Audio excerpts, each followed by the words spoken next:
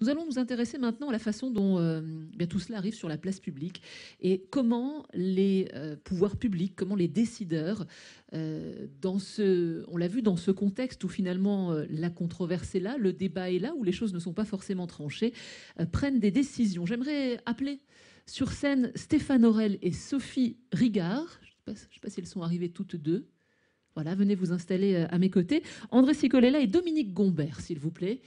Parité, donc, cet après-midi, 2 hommes, 2 femmes. Monsieur Sicolella, bonjour. Installez-vous. On va essayer de récupérer un micro, d'ailleurs, pour qu'on en ait 3. Si, voilà. Merci beaucoup, Anne. Madame. Comme vous voulez. Monsieur Gombert.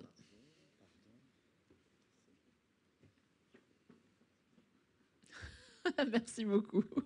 Bonjour. Enchantée.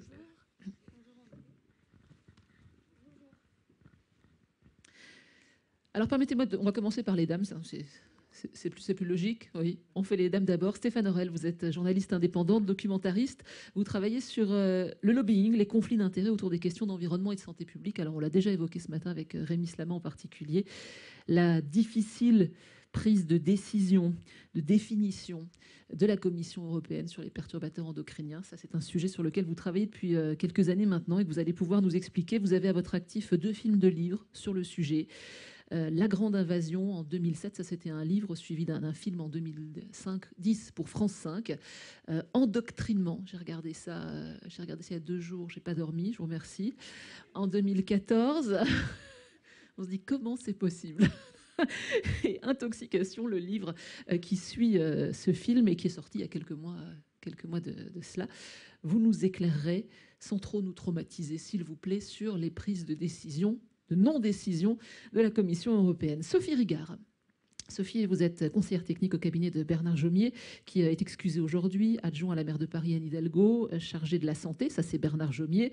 Vous travaillez, entre autres, c'est une partie de votre travail, une grosse partie de votre travail, sur les questions de santé environnementale.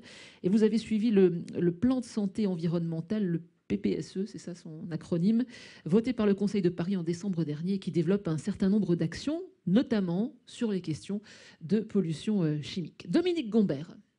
Dominique Gombert, vous êtes directeur de l'évaluation des risques à l'ANSES, l'Agence nationale de sécurité sanitaire de l'alimentation, de l'environnement, du travail. C'est un petit peu long parce que tout ça, c'est né de la fusion en 2010, 2009, 2010 de l'AFSA et de l'AFSET. C'est une agence qui rend 250 avis par an. Vous nous expliquerez ça comment. La pollution de l'air, les perturbateurs endocriniens, bien sûr, ça c'est au cœur de vos préoccupations. Alors comment s'y prend-on au niveau d'une agence pour évaluer un risque ? Et d'abord, quel risque? Est-ce que c'est vous qui prenez les décisions? On verra que non, ce n'est pas vous qui légiférez. Vous pourrez nous expliquer tout ça cet après-midi. Puis, je vous le redis, vous posez des questions, hein, bien sûr, hein, c'est interactif, n'hésitez pas à intervenir dans le débat.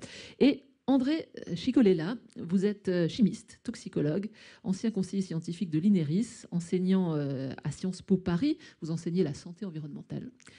Vous êtes président du RES, le réseau environnement santé, que vous avez créé, qui rassemble tous ceux qui, alors au titre de leur ONG, de leur association de malades, protection de l'environnement, des chercheurs, qui considèrent que la santé environnementale doit avoir une place centrale dans le débat public. En quelque sorte, c'est un lanceur d'alerte collectif sur les perturbateurs endocriniens. D'ailleurs, j'avais décidé de ne pas commencer par vous, mais tout à l'heure, en écoutant le quiz, je ne sais pas si vous avez remarqué, dans toutes les questions, les réponses étaient assez partagées. Il n'y en a eu qu'une où tout le monde a eu la bonne réponse. C'est le bisphénol A. Je me dis, c'est quand même une sacrée vedette, le bisphénol A. Tout le monde sait ce que c'est, tout le monde en a entendu parler. Et ça, c'est à cause ou grâce à vous. Et c'était réfléchi, cette stratégie. Hein, c'est-à-dire à quoi il a servi le bisphénol A. Est-ce que vous pouvez nous expliquer l'histoire de son arrivée dans le débat public et de l'interdiction, puisqu'ensuite il y a eu une loi en 2011? Oui, c'est une molécule très emblématique par le processus que vous avez décrit, mais aussi par le fait que cette molécule s'est imposée. C'est une molécule qui, au départ, aurait pu faire un médicament. Hein, donc, c'était testé comme hormone de synthèse en 1936. c'était opposé au distilbène. Alors, le distilbène a été retenu avec la carrière, entre guillemets, que l'on sait. Les effets distilbène nous permettent aujourd'hui de voir effectivement l'impact d'un perturbateur endocrinien sur la santé. Donc, les filles distilbène, donc celles dont les mères ont utilisé ce médicament, ont 2 fois plus de cancer du sein, ont malformation génitale chez les filles et chez les garçons, et malformation génitale d'ailleurs sur la 2e génération, non seulement sur les fils, mais chez les petits-fils. Donc, on voit bien que les perturbateurs endocriniens, il y a les données expérimentales, et puis on observe dans l'espèce humaine. Donc le bisphénol était mis de côté, il devient un polycarbonate, on fait une matière plastique en 1953. Donc là, on va avoir tous les développements que l'on connaît, plastique dur, et puis il va être utilisé comme revêtement intérieur dans les polyépoxys des boîtes de conserve. Et là, contamination générale de la population au niveau mondial. Dans tous les pays, quand on fait des dosages de bisphénol, on trouve 95% de la population imprégnée. On commence à avoir des données, effectivement. On savait que c'était une hormone de synthèse. Donc faire une matière plastique à partir d'une hormone de synthèse, ce n'était pas une très bonne idée. Ça pose ce type de problème. Mais à partir de 1995, on a de nouveau des données toxicologiques qui sont suffisantes, en tout cas, pour qu'en 1997, notamment, enfin, qu'on prenne des décisions. Ces décisions ne seront pas prises. Quelle année vous me dites? En 1995. 95. Il y a une première alerte qui est lancée. Des gens se disent, mais attendez, c'est un perturbateur endocrinien, puisque la notion de perturbateur endocrinien est née en 1991. Donc en 1995, on a les données, et on se dit, c'est pas possible, effectivement, d'avoir une utilisation aussi large. Mais il ne va rien se passer. Il ne va rien se passer, les données vont s'accumuler. Et donc en 2009, quand on crée le réseau environnement santé, on va prendre cet exemple de la nécessité de mettre dans le débat public les connaissances scientifiques validées. Et là, effectivement, ça va faire un scandale, parce qu'on se dit comment le biberon, qui devrait être effectivement par nature le plus neutre possible, est en fait une substance qui sert de faire de cette matière plastique, qui est le polycarbonate. Alors quand on dit c'est un ingrédient, ça a été dit, c'est pas un ingrédient, c'est pas un constituant, c'est le constituant. C'est le polymère. 2 secondes sur le choix du bisphénol, c'est-à-dire que vous vouliez parler des perturbateurs endocriniens, vous avez choisi le bisphénol et les biberons, parce que finalement, ça va très vite marquer les gens, les biberons. Ça pose le problème que, oui, effectivement, ces perturbateurs endocriniens touchent l'ensemble de la population. Et personne ne peut dire j'y ai échappé. On a en plus avec le bisphénol une connaissance sur les effets toxicologiques. C'est la déclaration de 2007. En 2007, la déclaration de Chapel Hill, impliquée dans les cancers du sein et les cancers de la prostate, obésité, diabète, troubles de la reproduction, troubles du comportement. Donc on a en gros les grandes pathologies qui forment aujourd'hui l'essentiel des maladies chroniques et des causes de maladies et de mortalité dans le monde. Alors je veux dire que les perturbateurs endocriniens expliquent tout, mais c'est un facteur extrêmement important en tout cas de la progression de ces maladies chroniques dans le monde. Et donc le bisphénol étant pas le seul perturbateur endocrinien, mais c'est celui pour lequel on a beaucoup de données d'ailleurs, plus d'1 millier d'études. Or, au moment où on lance l'alerte, on a plusieurs centaines d'études, et on a les agences, y compris l'AFSA, l'ancêtre de l'ANSES, qui nous dit « mais non, il n'y a aucun problème ». L'agence européenne nous dit aussi « il n'y a aucun problème », à partir d'une expertise qui repose sur un protocole qui est totalement obsolète. Mais il faut déjà être un peu dans la partie pour dire que ce protocole, qui est en fait la référence des bonnes pratiques de laboratoire, que les laboratoires universitaires ne peuvent pas respecter. Et donc, ça élimine 90% de la littérature, et on ne retient que quelques études pour dire, voilà, c'est sur ça qu'on va baser la norme. Et cette logique-là, nous allons la déconstruire et expliquer que c'est tout à fait absurde.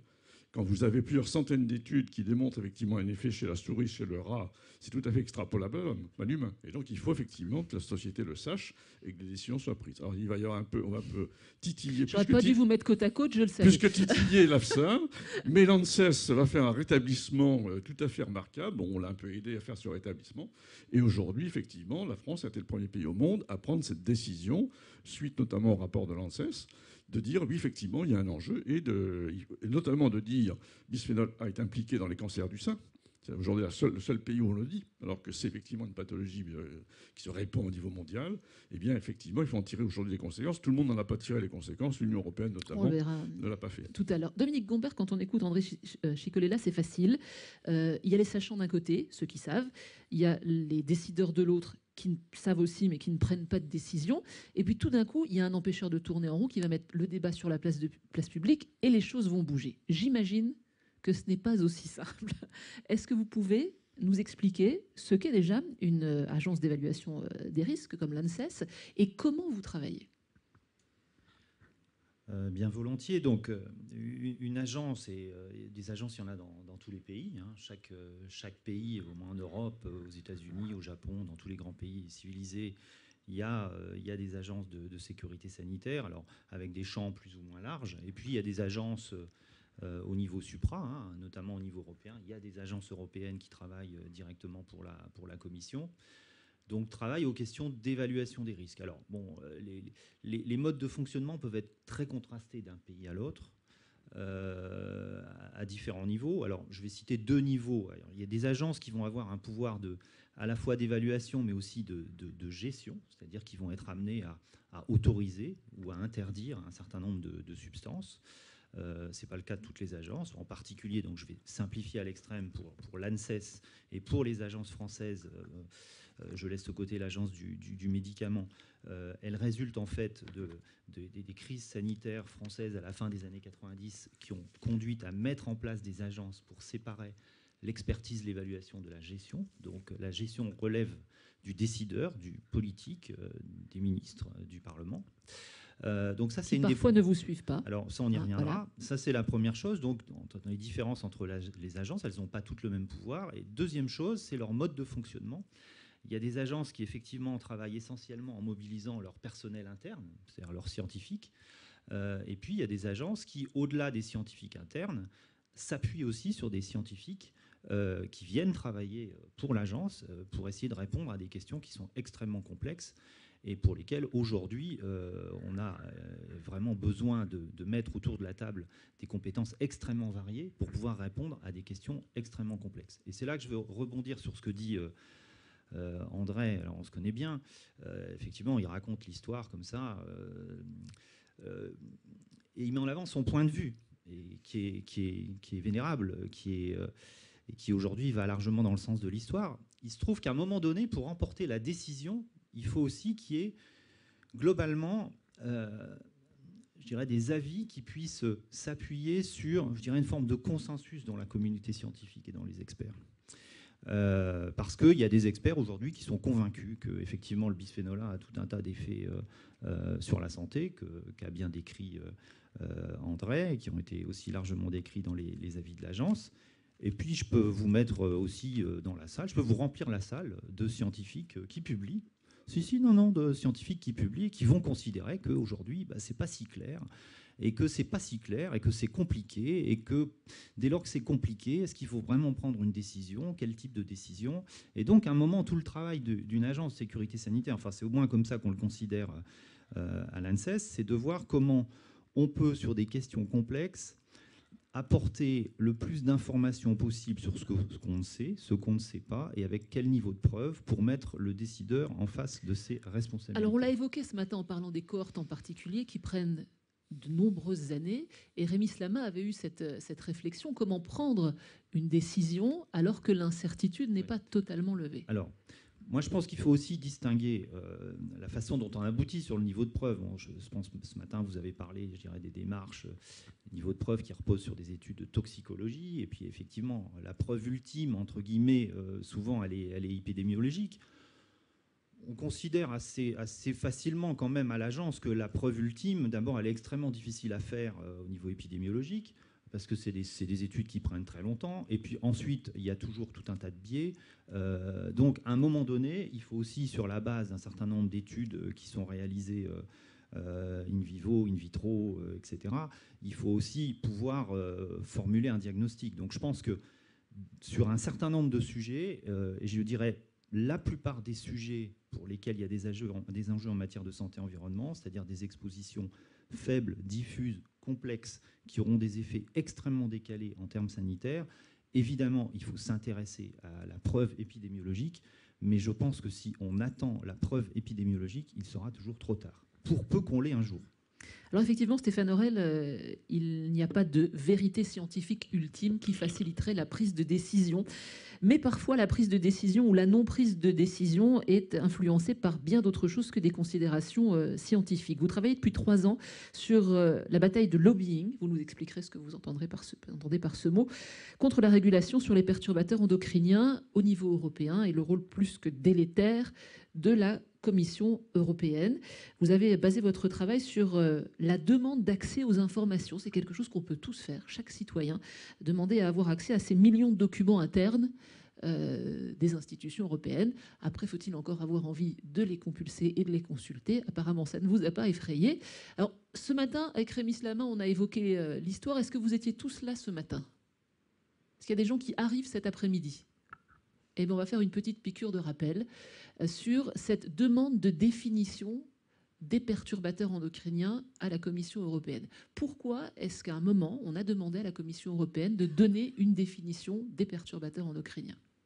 Je vais essayer de faire une version synthétique de cette histoire qui a commencé en fait globalement en 2009, où il y a un nouveau règlement sur la mise sur le marché des pesticides qui a été adopté au Parlement européen, et dans lequel il y avait une disposition extrêmement sévère pour ce qui concerne les perturbateurs endocriniens. Cette disposition dit tout pesticide qui a des propriétés de perturbation endocrinienne doit être retiré du marché. Donc il y a une sorte de couperet comme ça, on appelle ça le critère cut-off en anglais, guillotine en français. Et le problème, c'est que ça aurait pu rester lettre morte parce qu'on ne peut pas appliquer la loi si on ne sait pas qu'est-ce qu'on entend exactement par perturbateur endocrinien. Mais des gens au Parlement avaient bien compris ce truc-là, et du coup, ils ont demandé à ce qu'on définisse précisément, scientifiquement, ce qu'on entend par perturbateur endocrinien avant décembre 2013. Et donc, ce règlement pesticide adopté en 2009, il a cette deadline à l'intérieur. Et comme il se trouve que le règlement REACH, donc la grosse réglementation européenne sur les produits chimiques qui date de 2006-2007, avait prévu aussi qu'un jour, il faudrait quand même se soucier des perturbateurs endocriniens. Et il se trouve que la date limite, c'est aussi l'année 2013, en juin. Et du coup, avec l'adoption du règlement pesticide, il y a toute une machine qui se met en route au niveau bureaucratique à la Commission européenne pour définir scientifiquement ce que sont les perturbateurs endocriniens. Et donc, il faut faire faut trouver une définition et établir une liste de critères qui permettent en gros de faire un portrait robot. Ce que l'OMS avait fait. Ça avait déjà été défini, les perturbateurs endocriniens. Alors, il y a plusieurs choses. Il y a la définition. C'est un perturbateur endocrinien est une substance qui, puis derrière, il y a les trois petits points. Et longtemps, les gens ont discuté, mais globalement, il y a un consensus depuis un certain temps sur cette définition-là. Là où c'est plus compliqué, c'est cette liste de critères qui permet parce que ça ne suffit pas de dire un perturbateur endocrinien, c'est une substance extérieure à l'organisme qui interagit avec le système système hormonal des êtres vivants et qui a des effets délétères. Ça ne suffit pas, en fait, pour identifier des perturbateurs endocriniens. Il faut d'autres éléments. Et c'est sur le choix des mots, donc c'est un choix de mots, de ces critères, qu'il y a une bataille de lobbying qui a commencé environ 2010. Alors 2013 est passé, la définition n'est toujours pas là. Des pays vont porter plainte contre la Commission européenne, appuyée par la France. Alors il y a la Suède, la France, il y a le Parlement européen qui met la Commission devant la Cour de justice européenne. La Cour de justice rend un avis, enfin condamne la Commission européenne. On en est là et toujours rien. Il y a une deadline, non? 2016, été 2016, juin 2016. Alors effectivement, on a fait un grand saut dans l'histoire. Ouais, j'ai accéléré. Ce qui s'est passé, c'est qu'en 2013, la définition n'a pas été produite par la Commission européenne suite à une conjonction de plusieurs choses, notamment un énorme lobbying de la part de l'industrie des pesticides, de l'industrie de la chimie, de l'industrie du plastique, dans une moindre mesure, qui ont joué sur les désaccords internes à la Commission européenne, où c'était en gros le ministère de l'Environnement européen, la Direction générale environnement, DG Environnement, qui était en charge du dossier et qui s'est fait un peu ratatiner par tous les autres services, comme si c'était des éco-warriors, quoi. Et donc il y a la conjonction le lobbying de l'industrie qui a joué sur ça a fait que la définition n'a pas été publiée comme prévu, qu'une étude d'impact économique a été lancée pour savoir. Voilà, c'est un peu comme si on se disait, OK, avant de savoir ce qu'on veut dire par cancérigène, on va savoir d'abord quel impact ça va avoir sur l'industrie. Donc c'est ce processus-là qui s'est mis en route, ce qui a considérablement énervé la Suède, donc un État plus progressiste sur ces questions-là, qui a porté plainte avec d'autres États membres et le Parlement européen et le Conseil qui se sont joints à elle, ce qui était une situation inédite. Donc plainte auprès de la Cour européenne de justice et une condamnation qui est arrivée il n'y a pas très longtemps, donc en décembre 2015. Et jusqu'ici, la Commission s'est largement assise sur cette condamnation.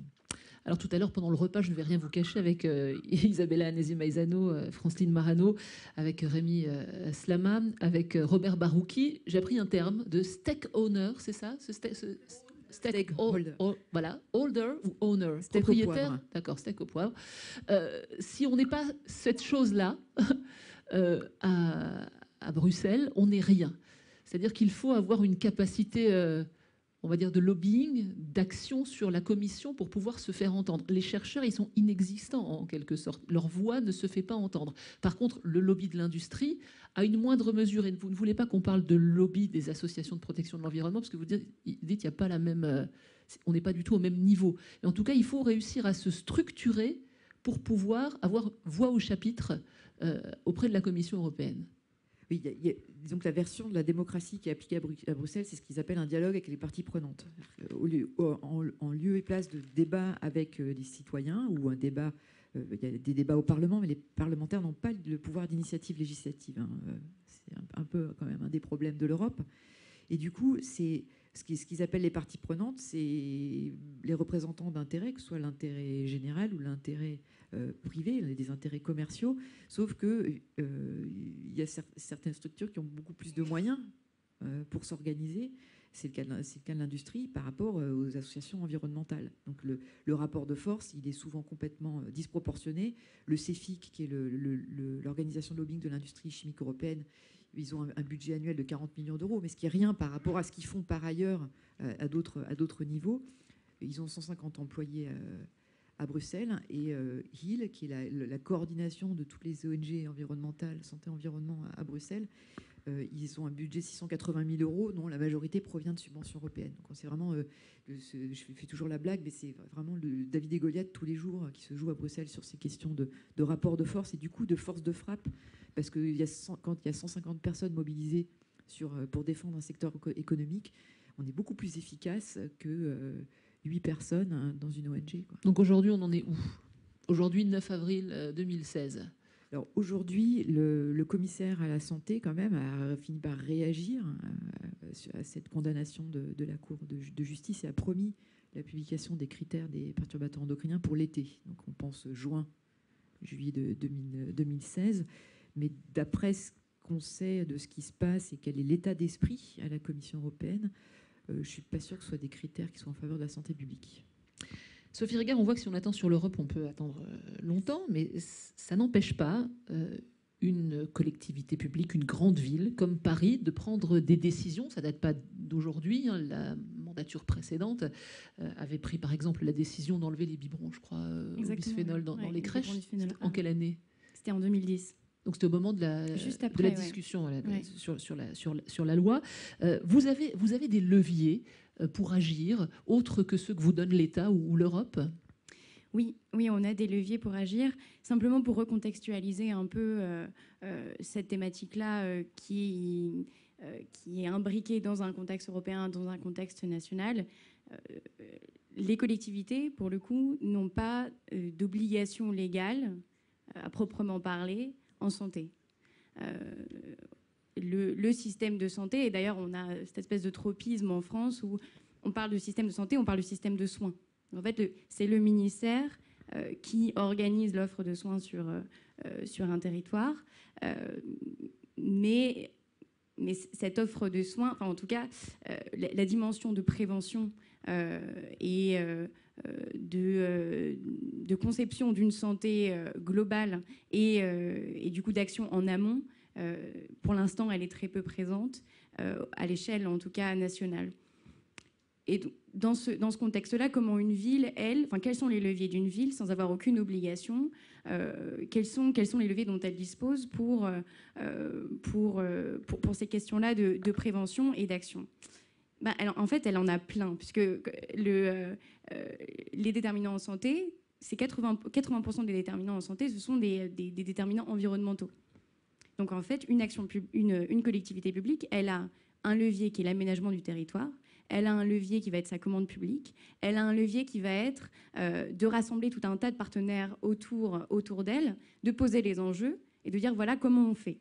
C'est les professionnels de santé, c'est les acteurs économiques, Bon, les acteurs économiques, pareil, là, c'est un rôle qui peut être considéré comme faible et à la fois fort. C'est-à-dire que la politique, par exemple, sur Paris, sur le secteur économique, l'idée, c'est de développer un secteur économique qui soit exemplaire sur les questions environnementales, sociales et sanitaires, de les garder sur notre territoire et qu'elles soient innovantes. On crée tout un tas d'incubateurs où on incite des entreprises à être exemplaires sur ces questions-là. Et de structurer comme ça une offre qui puisse offrir des alternatives sur le plan de la qualité sanitaire des produits qui sont utilisés, des produits qui sont utilisés, les produits en fait de consommation courante. On parle d'hygiène, de produits d'hygiène, de produits de consommation pour nettoyer sa maison. On parle de literie, on parle d'alimentation, on parle de tout un tas de produits qui sont dans notre quotidien. Je parlais de la commande publique. C'est aussi l'exemplarité d'une ville que de faire en sorte que dans ses équipements municipaux, il y ait une expertise, un contrôle et une attention particulière sur les matériaux qui sont utilisés, les matériaux, je sais pas, les tables, les chaises dans les écoles. L'expertise, c'est le fait de mener des campagnes de qualité de l'air intérieur dans ces crèches et ces écoles. C'était d'ailleurs c'était une obligation qui sortait du ministère de l'Environnement. Et au final, Madame Royal est revenue sur cette obligation pour les collectivités. Et Paris, Anne Hidalgo a réitéré, en tout cas a dit, nous, on n'arrêtera pas. Ça constitue un problème financier pour un certain nombre de collectivités en France. Paris a fait le choix de maintenir ces campagnes de qualité, de mesure de la qualité de l'air intérieur dans les crèches et les écoles, et ce sera fait régulièrement. Oui, la commande publique, juste pour finir là-dessus, on imagine, en fait, c'est énorme, c'est 20%, ça représente 20% du PIB européen, et c'est 1,5 milliard par an pour la ville de Paris. C'est très réglementé, la commande publique. Donc, comment est-ce qu'on fait, malgré le code des marchés publics, pour réussir à insuffler une certaine dynamique ? Avec des clauses, tout simplement. Là, on voit qu'il y a... on progresse. On est loin d'être parfait. Mais il faut le dire. Mais la volonté, elle est là. Et... par exemple, en 2010, c'était 26% des marchés publics qui avaient des clauses sociales, environnementales et sanitaires. Aujourd'hui, ça a doublé en 4 ans. Non, ça a doublé en 4 ans. Donc en 2014, on avait 50% de ces marchés publics qui avaient des clauses sociales, environnementales et sanitaires. Donc ça progresse. Et c'est une dynamique qui était en 2009, qui a été lancée en 2009 avec un guide des achats publics et qu'on réitère aujourd'hui avec un schéma d'achat responsable qui met au cœur des enjeux les questions sanitaires. André Chicolella, on l'a entendu, on l'a beaucoup entendu, l'idée du coût. Tout ça, ça a un coût, ça coûte. Mais ce matin, avec le sénateur Husson, et encore aujourd'hui, on peut prendre le contre-pied et dire que ça rapporte également. Oui. Ce sont des économies, ça fait marcher l'industrie innovante, ça ouvre de nouveaux marchés. Prenons le cas du bisphénol A. Qu'est-ce que ça a coûté aux industriels d'enlever le bisphénol A? Est-ce que certains ont disparu? Est-ce que ça a coûté beaucoup d'argent? Est-ce qu'il n'y a plus de biberons?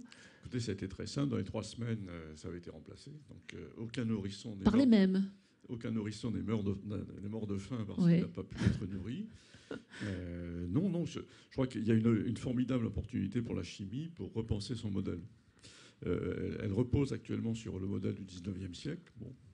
Donc effectivement, une grande partie des procédés sont nés à ce moment-là. Il vient dans le 20e pour les matières plastiques, mais sans intégrer la dimension coût sanitaire et coût environnemental. Donc il faut l'intégrer évidemment dans l'activité économique. C'est aussi simple que ça. Si on fait le calcul économique, si on fait un calcul effectivement étroit, on va dire oui, ça va coûter cher.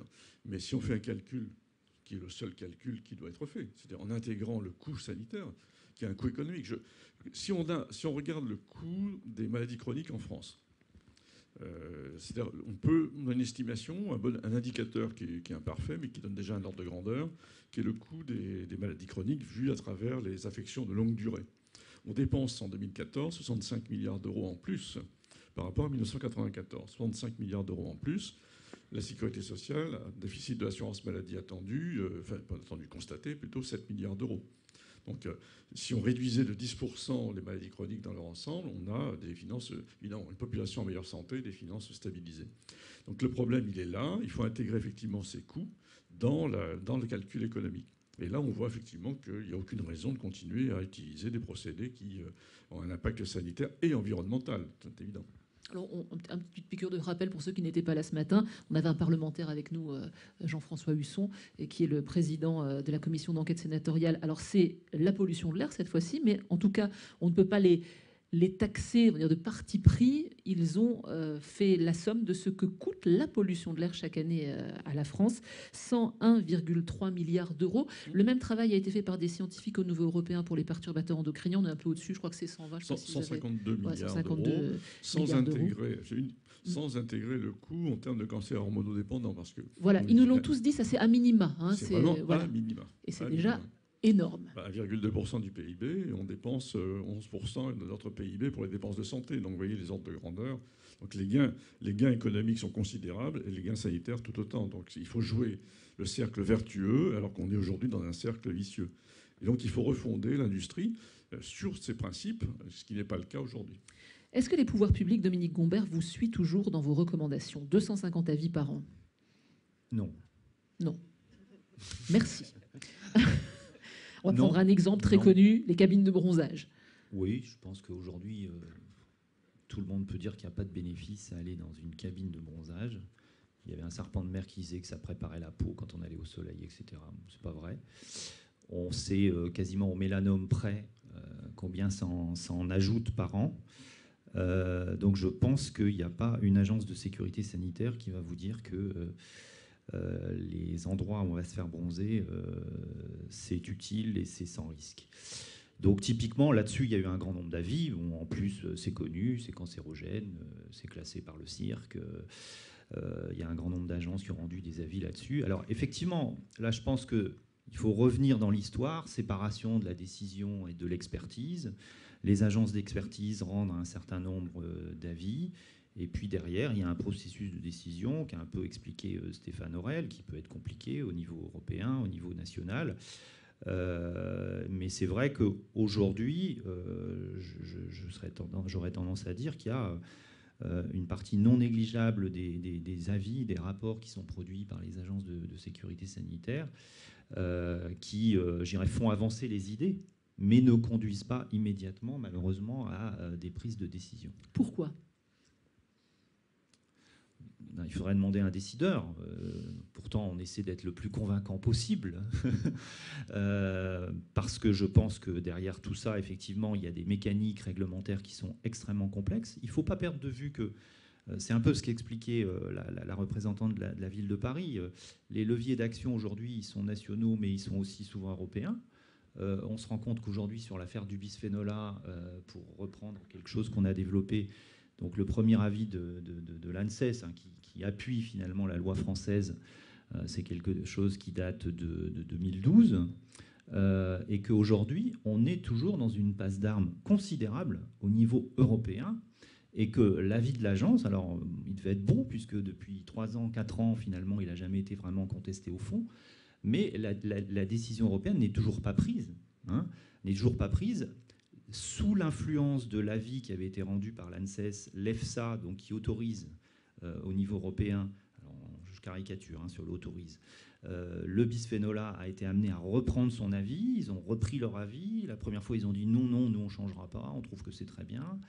La deuxième fois, ils ont dit finalement, quand même, on va diviser par 10, enfin par 11 les valeurs de référence, donc ça a changé quand même d'un facteur 11.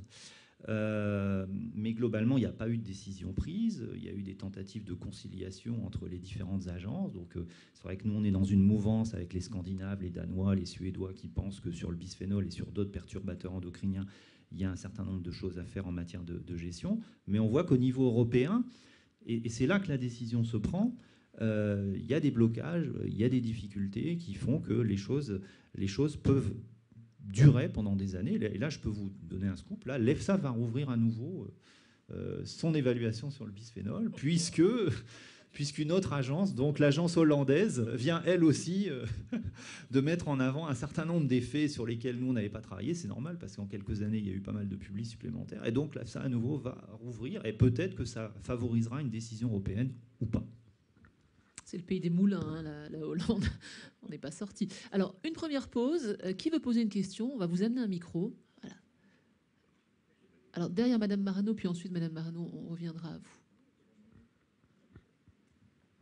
Bonjour. Est-ce que la Commission européenne peut nous obliger à revenir sur l'interdiction du bisphénol A dans les contenants alimentaires? Alors là, je réponds, je pense que c'est fin pour oui, parce qu'il y a des procédures de contentieux qui sont potentiellement pendantes. C'est-à-dire qu'effectivement, la Commission peut attaquer la France pour une décision qui serait non fondée de son point de vue scientifiquement et qui constituerait une entrave en termes de circulation des biens, puisqu'effectivement, ça voudrait dire que des contenants alimentaires fabriqués à l'étranger devraient avoir des compositions particulières pour entrer sur le territoire français. Et vous savez d'ailleurs qu'il y a même du contentieux national, puisqu'il y a donc un organisme qui représente plutôt l'industrie qui fabrique des plastiques, qui a engagé un contentieux. Et il y a eu d'ailleurs un certain nombre déjà de jugements qui ont été rendus, d'abord au niveau du Conseil constitutionnel, enfin ça va très très haut, et puis là ça suit son cours, Conseil d'État. J'en ai une autre. Allez-y, je vous en prie. Est-ce qu'on sait par quoi est remplacé le bisphénol A dans les boîtes de conserve? Est-ce que ce sont d'autres types de bisphénol? Est-ce que c'est sans risque? Je sais que la France a le droit d'exporter des boîtes de conserve en bisphénol A, mais n'a pas le droit de les consommer. Mais quid des boîtes de conserve qui sont importées? Est-ce qu'on vérifie qu'elles sont sans bisphénol A? Est-ce qu'on peut les acheter en toute tranquillité? Est-ce qu'il y a des contrôles? Parce qu'on imagine mal que d'autres pays trouvent des substances uniquement pour la France pour remplacer le bisphénol A. Alors, il y a des morceaux de questions auxquels je sais répondre. Après, il y aura André Sigolela, et puis on passera la parole à M. Barouki également. Sur les substituts, c'est vrai qu'il faut être extrêmement prudent. Donc, typiquement, quand l'agence avait rendu son avis, notamment sur le bisphénol, elle avait très bien dit qu'il y avait un certain nombre d'enjeux sur le bisphénol A. Et d'ailleurs, tout le monde focalise sur le biberon et le nourrisson. Il faut savoir qu'aujourd'hui, le niveau de preuve le plus important, il est pour la femme enceinte et en âge de procréer. Hein. C'est vraiment là-dessus qu'on a statué. On avait très bien dit donc qu'il y avait des enjeux sur le bisphénol A et qu'il y avait tout un tas d'autres bisphénols, le S, etc., pour lesquels on avait moins d'études, mais globalement, au regard de la configuration de la molécule, on pouvait penser que c'était pas mieux et donc il fallait sûrement pas substituer par d'autres bisphénols comme le S, par exemple. Donc la question des substituts, elle est importante. Moi, je ne sais pas exactement comment ont substitué les industriels. Alors, il y a des exemples. Hein. Ça peut être un changement radical de type de contenant, hein, par exemple. Et ensuite, c'est vraiment je pense qu'il faudra interroger les ministères en charge des contrôles, des fraudes, sur comment ont évolué les contenants alimentaires. Est-ce qu'on trouve aujourd'hui encore du bisphénol dans les contenants alimentaires? Et moi, je n'ai pas les éléments de réponse à cette question-là. Quand on avait trouvé, quand on avait posé la question, une société américaine qui faisait des boîtes de conserve de produits bio dans des boîtes de conserve utilisant une oléorésine, en fait, un polyépoxy sans bisphénol. D'ailleurs, c'était assez intéressant de regarder. Il disait, bon, c'était le site, c'était l'industriel de Ball Corporation qui leur fournissait les boîtes de conserve. Donc vous allez sur le site de Ball Corporation. Et Ball Corporation vous dit, si vous voulez une résine avec bisphénol, on vous la fait. Si vous voulez une résine sans bisphénol, on vous la fait aussi. Donc, vous voyez l'absurdité d'une logique purement industrielle. Donc, ça, c'était depuis 1999. Hein. On sait, parce qu'il y a eu des thèses notamment, qui ont montré qu'on peut faire des résines polyépoxy sans bisphénol. Voilà, donc, on ne sait pas exactement quels procédés ont été utilisés. Donc, et là, il y a un vrai problème, effectivement. Alors, sur le problème de l'importation des boîtes de conserve, évidemment, en théorie, je suppose que tout ça doit rentrer sous l'égide effectivement de la DGCCRF, mais dans les faits, je n'ai aucune indication sur le contrôle. Donc c'est évident qu'aujourd'hui, les boîtes de conserve importées contiennent du bisphénol. Ça semble assez évident. Donc il faut effectivement regarder la source. Mais là, on tombe sur un problème qui fait qu'une réglementation comme celle-là ne peut pas être uniquement française et européenne, elle doit être mondiale. Mais c'est un problème plus général. Aujourd'hui, on a interdit l'amiante dans la plupart des pays développés, mais c'est encore autorisé au Brésil, en Inde, en Chine, en Russie. Dans le Canada l'a arrêté. Mais bon, on sait, il n'y a plus de discussion possible. Donc là, on est dans un domaine... le fond du problème, c'est que l'OMS, l'Organisation mondiale de la santé, n'a pas le même pouvoir que l'Organisation mondiale du commerce. Voilà, ça, c'est un vrai problème mondial. La France devrait être en tête dans ce combat mondial. Alors, elle avait proposé effectivement qu'il y ait une organisation mondiale de l'environnement, mais là, il y a un vrai enjeu au niveau international. En quoi, effectivement, la santé serait secondaire par rapport à la liberté du commerce? Il y aurait une vraie question, ça. Robert Barouki, je souhaite vous entendre parce que ce matin, c'est Patrick Balaguer qui avait évoqué la question, et je crois que vous aviez répondu en partie sur les substituants du bisphénol. Bisphénol S et F. Oui, non, mais... Effectivement, il y a pas mal de travaux actuellement qui ont lieu sur le bisphénol S et le bisphénol F qui sont utilisés depuis pas mal de temps. C'est pas tout à fait récent. En fait, on en trouve même dans le sang quand on dose, donc chez beaucoup de personnes. Et initialement, les premiers travaux semblaient indiquer que ce serait moins efficace, enfin moins actif que le bisphénol A sur le récepteur. Mais d'autres travaux maintenant indiquent que c'est finalement, ils ont des effets à peu près identiques, peut-être un peu différents, mais en tout cas préoccupants. Et donc, on ne peut pas dire aujourd'hui qu'on est plus tranquille avec le bisphénol S et le bisphénol F. La seule différence, c'est que quand j'avais vu ça il y a à peu près un an, il y avait 50 études publiées sur le bisphénol S et 8000 sur le bisphénol A. Donc, en fait, ayant moins de connaissances, on peut effectivement... ça ne doit pas être rassurant d'avoir moins de connaissances, mais effectivement, il y a moins de connaissances.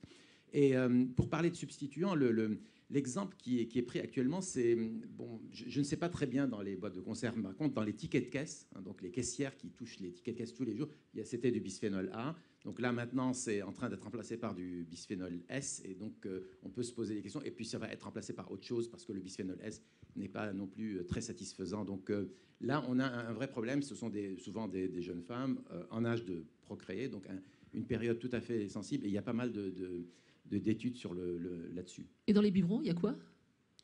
Alors, dans les biberons, non, il n'y a plus rien, je crois. À ma connaissance, ceux qui ne sont pas sans bisphénol A n'ont pas de bisphénol S, à ma connaissance. Donc, c'est autre chose.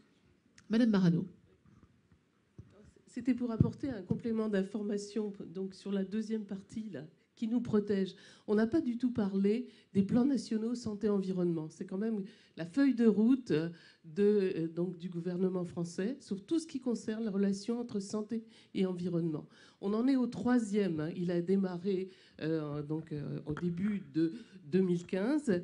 Et donc, ce sont un grand nombre d'actions. Là, dans ce 3e plan, il y a 107 actions qui couvre en fait beaucoup plus que ce qu'on a évoqué au cours de cette journée, tout ce qui peut avoir des effets sur la santé, avec des objectifs. Alors le problème, bien sûr, c'est que les objectifs, eh bien, quand on arrive à la fin d'un plan, on s'aperçoit souvent qu'on n'est pas arrivé jusqu'au bout. Mais ce sont ces plans qui donnent aux différentes, administrations centrales ce qu'elles doivent faire, par exemple, pour diminuer la pollution de l'air dont on a parlé, il y a aussi s'occuper des perturbateurs endocriniens avec toute une série d'actions, s'occuper aussi des composés de l'air intérieur, etc., etc. Par exemple, le radon aussi, les ondes électromagnétiques. Et vous pouvez trouver ces plans sur le site du ministère de la Santé et du ministère de l'Écologie. Alors, ces plans, ensuite, se traduisent en PRSE, c'est-à-dire plans régionaux santé-environnement.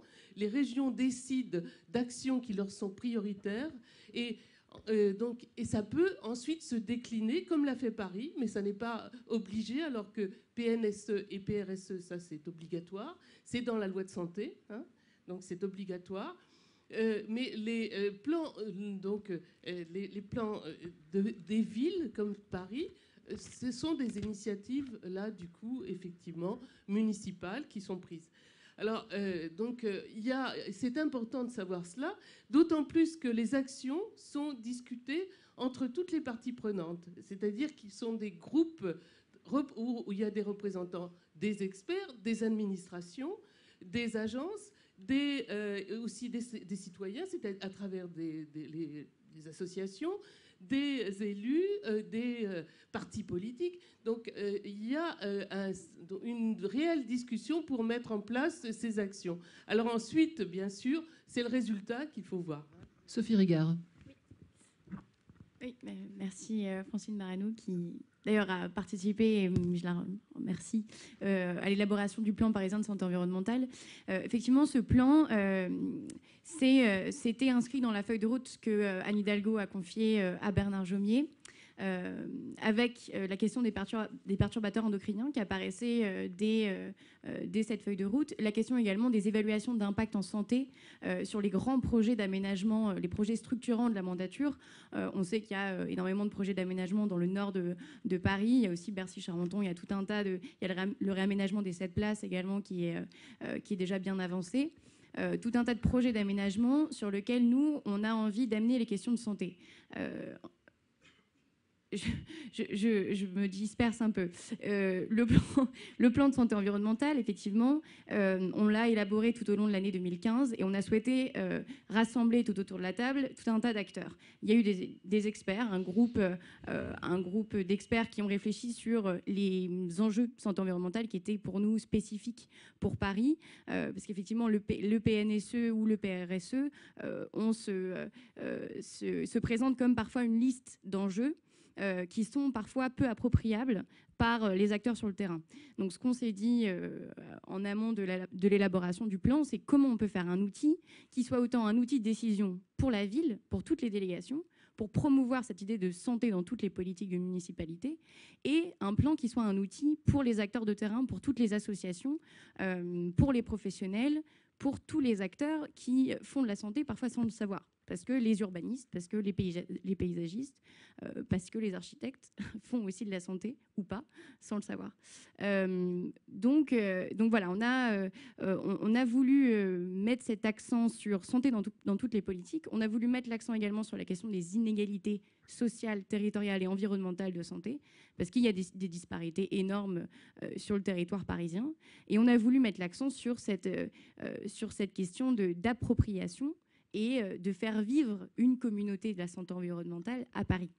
Vous restez dépendant malgré tout des législations nationales et supranationales. Je crois qu'Anne Hidalgo, c'était il y a quelques jours, au début du mois, a sommé Ségolène Royal de faire passer les décrets d'application de ces zones de circulation restreintes. Parce qu'Anne Hidalgo est dans les starting blocks, sauf que les décrets ne sont pas passés. Ça datait de septembre, hein, l'annonce de Ségolène Royal. Voilà.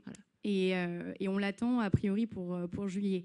Le fait est que avec les réglementations européennes, il nous est quand même possible de mettre en place ces zones de circulation restreintes. Et la deuxième phase, il y avait une première phase qui rentrait, c'était au 1er juillet 2015. Là, la deuxième phase, où on va un peu plus loin dans l'interdiction des véhicules polluants à Paris, cette deuxième phase, elle est pour juillet 2016.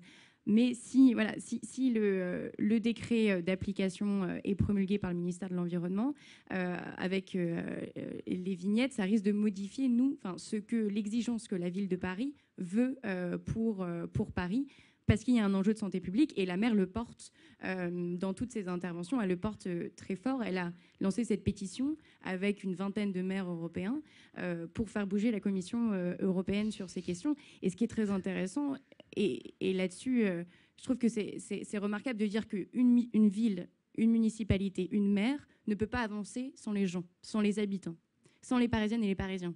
Et donc elle le dit, signer la pétition. Et elle le dit aussi que s'il fallait rentrer dans une procédure judiciaire, s'il fallait porter plainte contre la Cour de justice, les signataires de cette pétition devraient se lancer dans une démarche d'action civile, c'est-à-dire se porter civil, pour demander une indemnisation du mal qui est causé. Et ça, c'est relativement nouveau et relativement intéressant pour une ville de vraiment dire on fait à l'échelle d'une ville, on est une organisation urbaine, humaine, sociale qui fait sens pour les gens, on fait société et on avance ensemble face aux enjeux. Stéphane Aurel, faire bouger la Commission européenne. J'ai vu que ça vous a fait sursauter. Non, en fait, c'était plus sur parce qu'on a beaucoup parlé du bisphénol A et on parle en général beaucoup du bisphénol A parce que c'est devenu un peu le symbole des perturbateurs endocriniens. C'est un mot que les gens ont beaucoup plus intégré que perturbateurs endocriniens. Et on parle des substituts. Voilà. Du coup, ça occulte beaucoup le fait qu'il y a d'autres applications du bisphénol A qui ne sont pas réglementées à ce jour, et que le bisphénol A, c'est une goutte d'eau dans l'océan des perturbateurs endocriniens. C'est-à-dire qu'on pense aujourd'hui qu'il y en a environ 1 millier. Certains scientifiques disent peut-être 2000, 3000 perturbateurs endocriniens. Ce sont des substances ubiquitaires qui sont présentes dans les objets de consommation courante, dans l'air, dans la pluie, dans les ours polaires, dans la glace.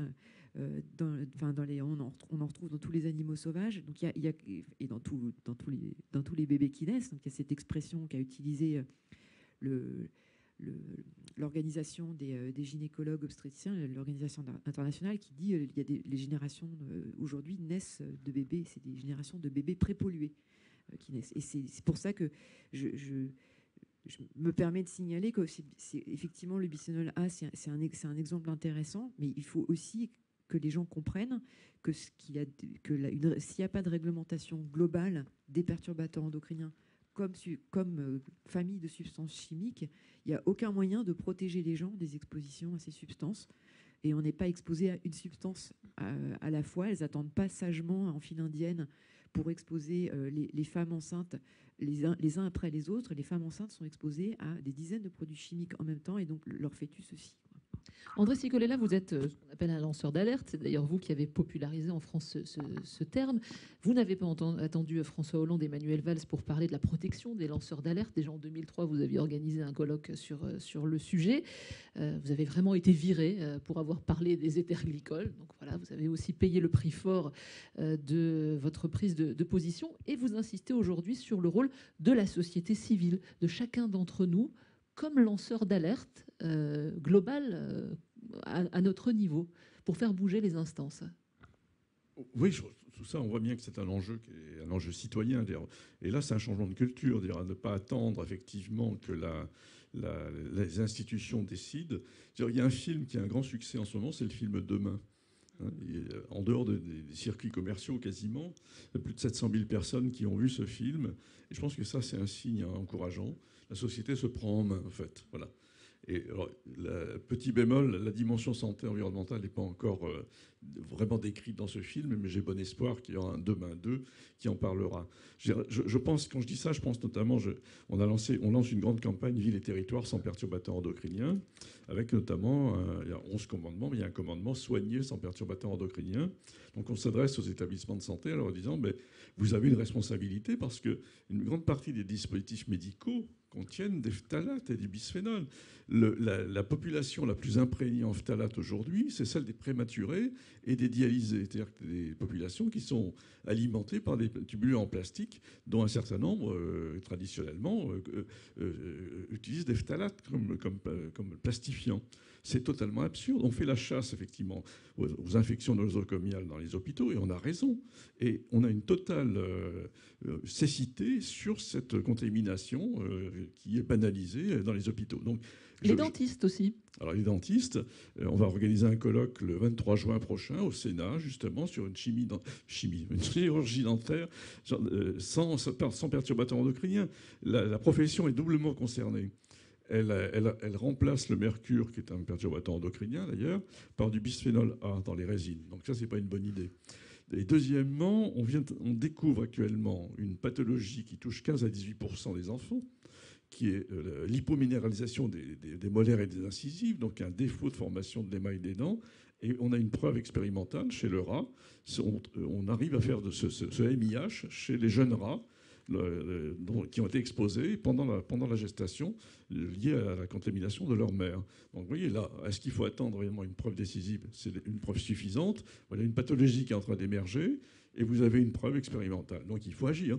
Et donc les chirurgiens dentistes ne sont pas au courant. Alors, ils observent, mais on ne leur dit pas exactement. Donc il faut effectivement que la société civile, et c'est ce que l'on va faire, on fait ce colloque au Sénat et on va diffuser cette information. Alors on pourrait, dans un schéma vertueux, on devrait effectivement voir la NSM, donc l'agence en charge des produits de santé, se mobiliser et faire cette information. Ça n'est pas le cas. Alors il faut s'interroger pourquoi. Mais en tout cas, il faut effectivement ne pas attendre. Il faut évidemment que les institutions jouent leur rôle, mais compte tenu d'un certain nombre de dispositifs qui seraient intéressants d'analyser. Ça n'est pas le cas, largement pas le cas, et donc il faut que la société bouge. Et c'est le cas aujourd'hui parce que l'épidémie de maladies chroniques, tout le monde la vit. Hein. On n'est pas en train de discuter du sexe des anges. On a un phénomène majeur qui est une épidémie mondiale de maladies chroniques. C'est un élément de compréhension, c'est pas le seul. Mais c'est un élément de compréhension. On a une déclaration, la déclaration de Parme de 2014, par exemple, sur les maladies métaboliques. On a une journée mondiale de la santé sur le diabète. On n'a pas un mot sur l'origine de cette épidémie de diabète, en partie liée aux perturbateurs endocriniens. Vous voyez, donc il faut effectivement qu'on casse les codes et on casse les règles et que les citoyens se mobilisent sur ces enjeux. Cette épidémie mondiale de maladies chroniques que vous expliquez dans votre livre sorti il y a 3 ans, il est là-haut, je crois. Toxique planète. Dominique Gombert, vous êtes d'accord avec ce qu'on vient d'entendre? Ils vont encore une fois intervenir dans votre travail. Oui, non, mais complètement, enfin à peu près sur tout, enfin même sur tout ce qui a été évoqué. Je pense que il y a une complémentarité, d'une part, entre le travail des différentes agences. Alors effectivement, je pense qu'aujourd'hui, et ça a été un petit peu expliqué, c'est compliqué d'avoir entre toutes les agences les mêmes modes de fonctionnement. Et puis c'est vrai que ce qu'on n'a pas évoqué, c'est aussi la question de l'indépendance de l'expertise qui est vraiment un sujet clé. Sur lesquels toutes les agences aujourd'hui ne sont pas positionnées, je parle au niveau européen, ne sont pas positionnées de la même façon. Donc ça, c'est un critère tout à fait important. Je pense qu'il faut que les agences aient tout à l'esprit qu'on est là pour faire de la sécurité sanitaire d'abord, pour essayer de caractériser des risques avec des niveaux de preuves associés, et ensuite les exposer aux décideurs, et que les décisions soient prises ou pas, mais au moins que ça puisse être mis sur la place publique. Et puis dire que globalement, tous les gens qui travaillent dans des agences de sécurité sanitaire, je ne vais pas dire que c'est des lanceurs d'alerte, parce que leur travail, c'est tous les jours de travailler sur la question de risque, de voir comment on peut mieux les anticiper, mieux les comprendre, mieux les gérer. On ne peut pas le faire seul, et je pense que les agences doivent être très largement aussi ouvertes, alors pour l'expertise vers les experts indépendants, mais aussi pour les signaux, pour les préoccupations. Les agences doivent être ouvertes vers la société civile, et c'est ce qu'on essaie de faire à l'agence. Il y a des choses qui peuvent nous échapper, il y a des choses qu'on doit expliquer, il y a des choses qu'on peut reprendre à notre compte dans ce qui est débattu dans la sphère publique. Et nous-mêmes, annuellement, il y a de l'ordre d'une dizaine de pourcents, je dirais, des rapports qu'on rend, qui résultent en fait de saisines de demandes qui viennent des parties prenantes, des associations de défense de consommateurs, de l'environnement. Je peux vous en citer un certain nombre. On a travaillé par exemple à l'initiative de Robin des Bois sur la question des consoles vidéo 3D. Alors évidemment, on n'est pas dans le sujet qui nous intéresse aujourd'hui, mais on voit qu'il y a des émergences. Est-ce que finalement, que la plupart des gamins aujourd'hui jouent à la console vidéo 3D, est-ce que ça peut avoir des enjeux en termes de développement et de capacité à voir, à percevoir les reliefs notamment, mais pas seulement. Donc voilà, c'est vrai que c'est pas forcément un sujet qu'on peut anticiper facilement, mais c'est important qu'on puisse les relayer. Et je pourrais vous citer comme ça un certain nombre d'exemples qui font qu'on doit fonctionner en bonne intelligence. Une question, une réaction dans la salle? Profitez-en. Non, vous êtes tous très très inquiets. Je peux non, oui. Je vais rajouter un truc justement sur les agences, parce qu'effectivement la question de l'indépendance de l'expertise, qui est une question que je suis de très près depuis un petit moment. Dominique Gombert disait tout à l'heure, il y a certaines agences qui font avancer les idées, et il y a certaines agences qui les font reculer. Donc l'agence européenne l'autorité européenne de sécurité des aliments, l'EFSA, qu'on a pas mal évoqué ici, c'est quand même une agence qui délivre une majorité d'opinions assez rétrogrades d'un point de vue scientifique. Et coïncidence ou pas, il se trouve que j'ai participé à un travail comme on a essayé d'évaluer la quantité de conflits d'intérêts pour chaque expert dans tous les panels scientifiques. Donc il y a 11 panels, 10 panels et un comité scientifique à l'EFSA. Et on est arrivé à un chiffre de 58% d'experts avec des conflits d'intérêts, ce qui est quand même, en science, on appelle ça statistiquement significatif. Et voilà, donc c'est cette agence-là qui a qui s'occupe de la quantité d'antibiotiques qu'on peut donner aux animaux d'élevage, aux résidus de pesticides dans les aliments, au bisphénol A. Donc il y a des passes d'armes régulièrement qui font la plus grande joie des observateurs entre l'ANSES et l'EFSA sur ces questions-là. Parce qu'il y a effectivement il y a une forte corrélation en fait, entre une pensée old school au niveau toxicologique et au niveau de la santé publique et des liens avec l'industrie, que ce soit l'industrie chimique ou l'industrie des pesticides. André Chicolella. Moi, je voulais réagir sur le mot inquiet que vous avez utilisé, parce que je crois que c'est extrêmement important, quand on débat de ce genre de questions, d'avoir un discours positif. Et je le dis, moi, quand je fais des conférences, je démarre toujours en disant je vais vous faire une conférence optimiste. Alors les gens me disent, alors, là, vraiment, d'ailleurs, ça fait rire les gens, ce qui est déjà un premier signe. On dit non, attendez, vous allez nous parler de cancer, vous parlez de maladies, de mort. Et vous non, je le dis, mais c'est ma conviction. C'est-à-dire que nous sommes confrontés à une épidémie mondiale de maladies chroniques et nous avons en gros la solution. Donc c'est une bonne nouvelle. Et c'est très curieux parce que l'image médiatique de ces questions n'est pas celle-là. Quand vous avez effectivement un essai sur des souris qui vous montre qu'on a un médicament qui dans 10 ans, 20 ans, peut-être, etc., grande victoire médicale. Hein, les résultats, c'est toujours, quand on regarde, le bilan est toujours un peu décevant. Là, par contre, si on vous dit le bisphénol impacte effectivement, est la source de grandes maladies, on ne sait pas exactement le pourcentage, mais on sent bien que ce n'est pas négligeable, ce n'est pas vécu comme une grande victoire. Et on nous une grande victoire de la science. Parce que c'est la science qui nous permet de dire, effectivement, aujourd'hui, on a une explication de ces grandes maladies. Vous voyez, donc là, il y a une réflexion à avoir sur le discours médiatique. Je pense qu'il faut un discours positif. Si on vous dit on a trouvé un médicament qui est efficace contre le diabète, l'obésité, le cancer du sein, le cancer de la prostate, les troubles du comportement et les troubles de la reproduction, qui n'a pas d'effet secondaire et qui coûte rien, c'est une formidable nouvelle. Bon, ben le bisphénol, c'est comme ça, sauf que la différence, il ne faut pas le consommer, il faut le retirer. Mais à part ça, c'est exactement le même type d'impact.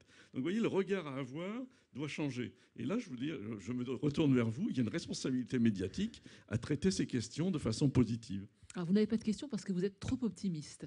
C'est ça qu'il fallait que je dise. Oui, je vous en prie. Madame Anésie Maïzano. J'ai envie de dire quelque chose qui a été dit ce matin, c'est-à-dire qu'il faut avoir un regard élargi. En fait, ce n'est pas le bisphénol A et ce qu'il fait chez l'humain. C'est plus large que ça. On a parlé d'exposome. Moi, je pense beaucoup que les maladies chroniques augmentent car nous sommes en train, avec toutes ces substances, de diminuer la biodiversité. Ça a été utilisé ce matin. Et quand on dit biodiversité, c'est au niveau de l'environnement extérieur.